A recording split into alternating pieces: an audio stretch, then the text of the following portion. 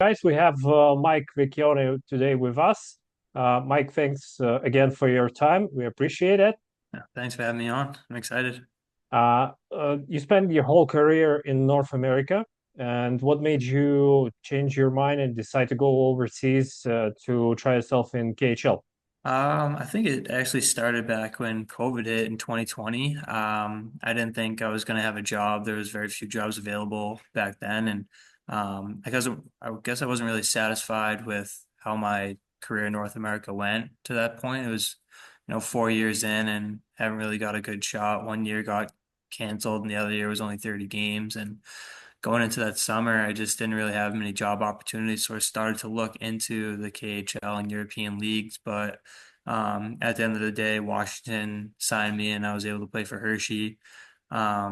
Had one of my best years that first year in Hershey, and then they re-signed me during the season, and then on that next season, we ended up winning a Calder Cup and extended me for two more seasons. So I was under contract basically for 4 years in Hershey without going into free agency. So things really panned out well there, and I was happy I did it. But obviously, at the end of this past year, I kind of knew my time was up there. The coach left, a lot of the players were going to leave, and that seemed like a really good opportunity for me to enter free agency, see what the market was looking like. And yeah, as soon as the season ended back in May for us, I started looking to European leagues at KHL and was getting a bunch of phone calls and talking to some of my buddies of mine who were already here. And it just seemed like a really good fit. Everyone said I should have went earlier, but like I said, I was still under contract and things are going good. But I'm really happy I did. It's been such a great adjustment.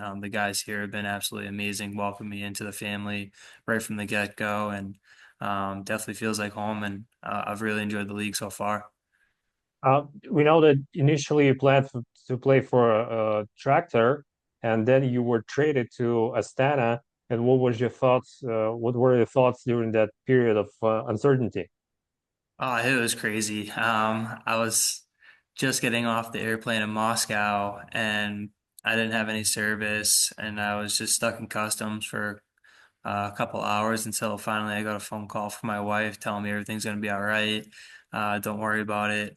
And I was like, what's going on? And then she told me I got traded and we just signed Jake Massey, so everything's going to be all right. He's one of my best friends. He came to my wedding and his wife and my wife were really close. So I was just sitting in customs with nothing to do except just think and stare into space. But yeah, it really turned out to be the best case scenario. I always believe that everything happens for a reason.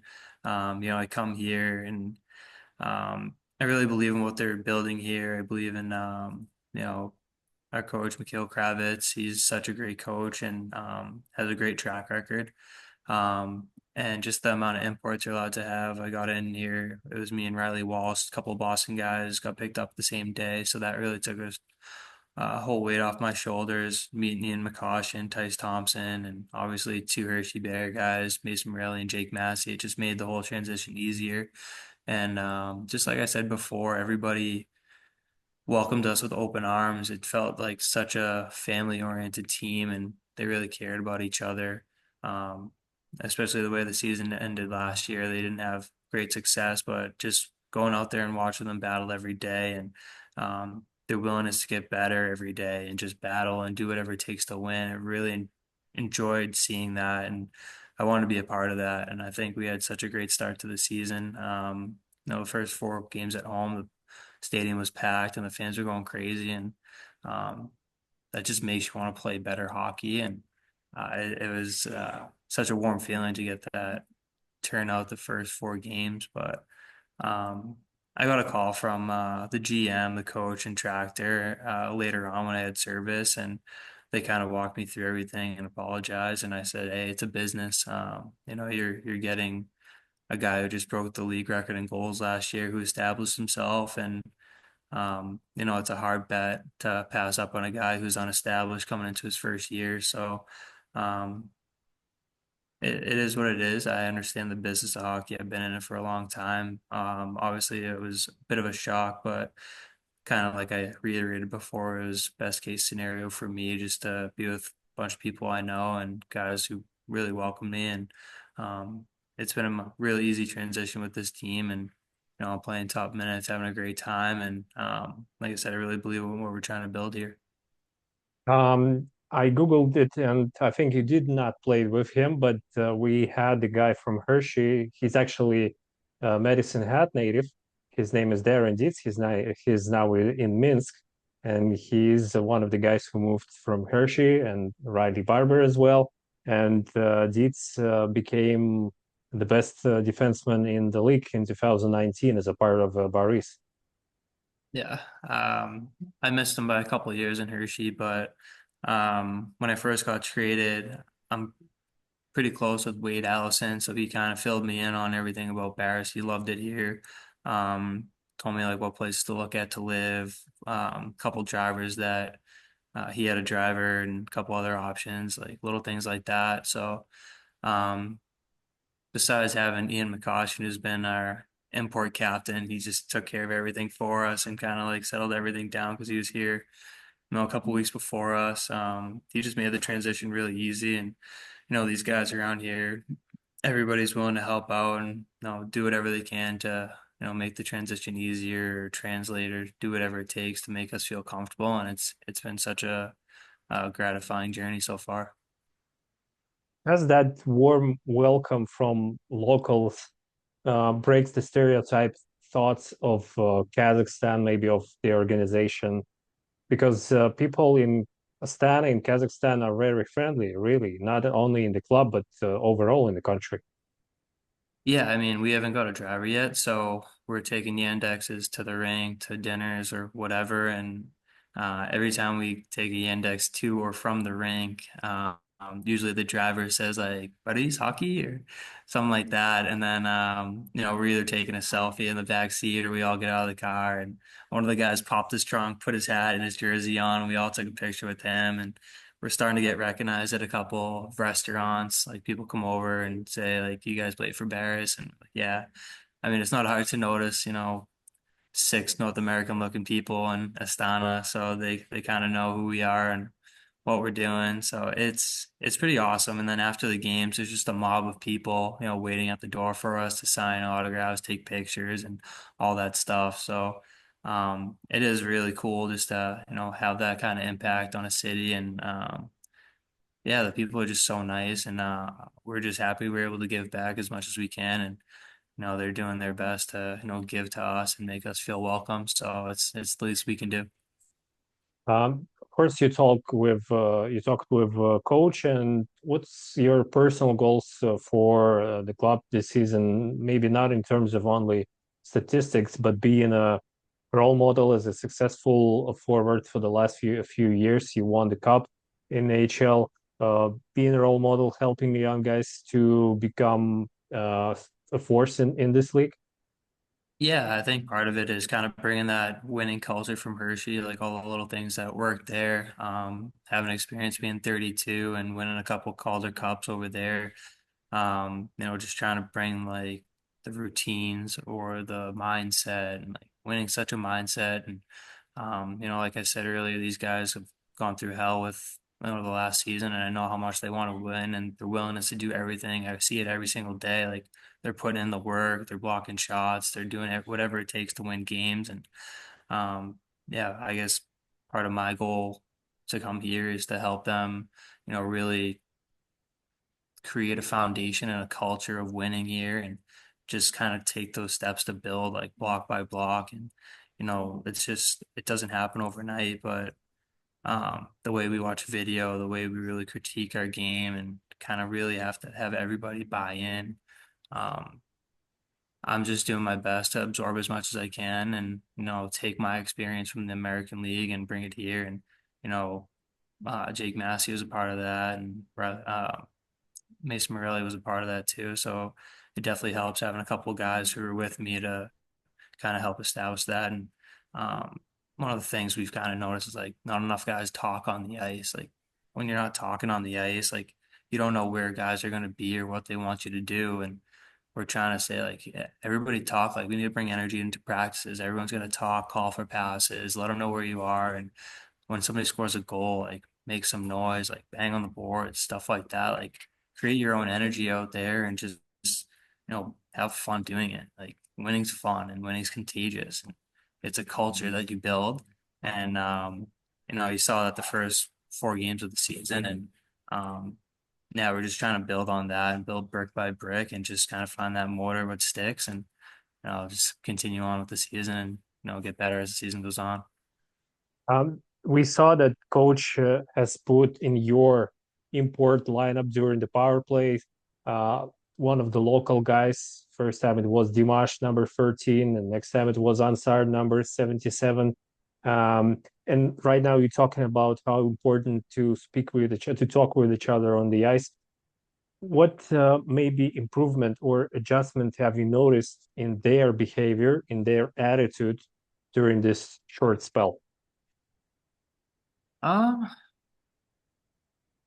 that's a good question. I think everyone's really just trying to help each other and, do whatever it takes to win. I think everyone's attitude is pretty positive, especially when you're playing good hockey and you're rolling 4 lines, and a lot of guys playing the power play, some other guys playing the PK, and it doesn't matter like who's out there. Everyone's rooting for each other to go out there and get the job done. And I think when teams are at their best, you have like your power play guys, you have your PK guys, because in this league there's so many different.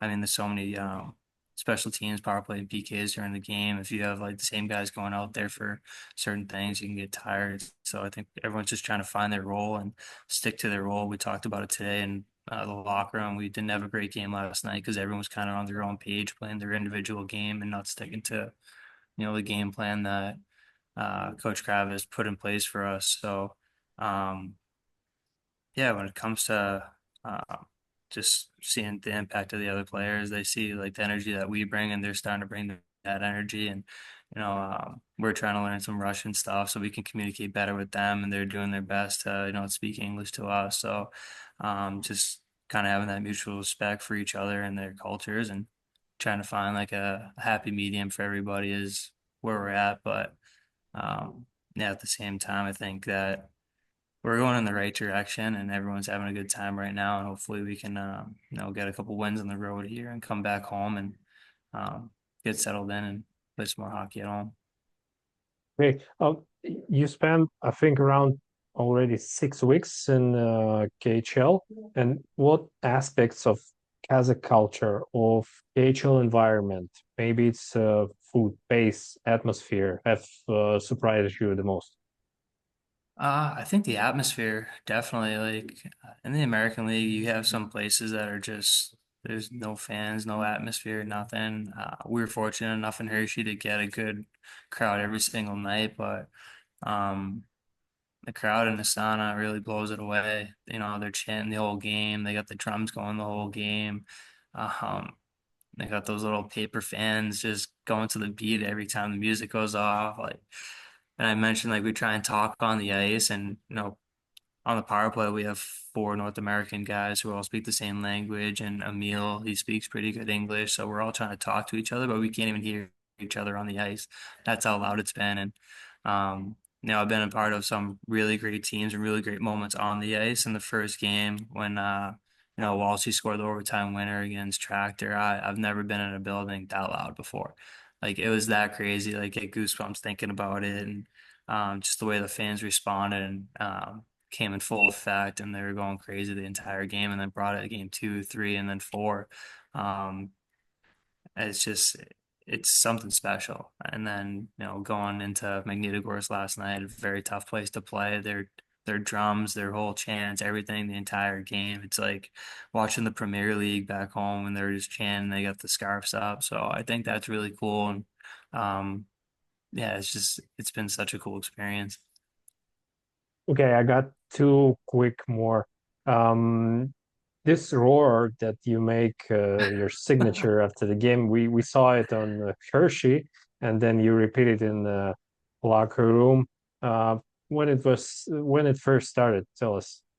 That started back in 2023. There was a couple articles being made back then. Like we were just having a like inter squad scrimmage in Hershey, and I ended up scoring in like a shootout, go by the bench and did that roar, and everybody was just like laughing, having a good time. Like that was pretty funny. Like you should do that next game. And I was like, no way, I'm gonna roar at anybody on the ice after I score. And then like game two, I scored like a breakaway goal, and I did it. And then it absolutely caught fire. And then like one of our research guys looked it up, and nobody's ever done that before. So kind of became my thing and like the team's little mantra and our identity essentially.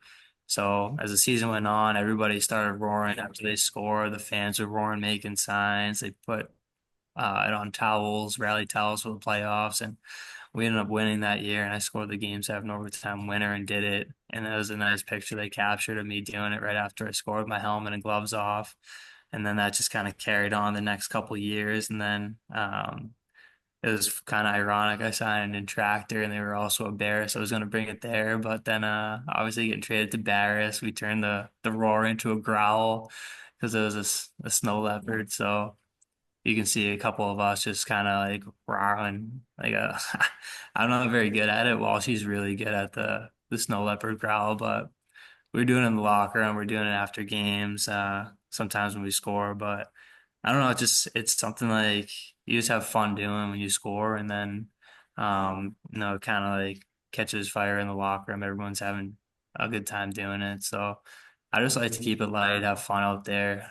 You're playing hockey for a living, you're not living in a desk job or anything like that. So um, that's kind of always how I've been. I was trying to find something fun to do on the ice and kind of express myself, and um, I guess that's the best way I've done it.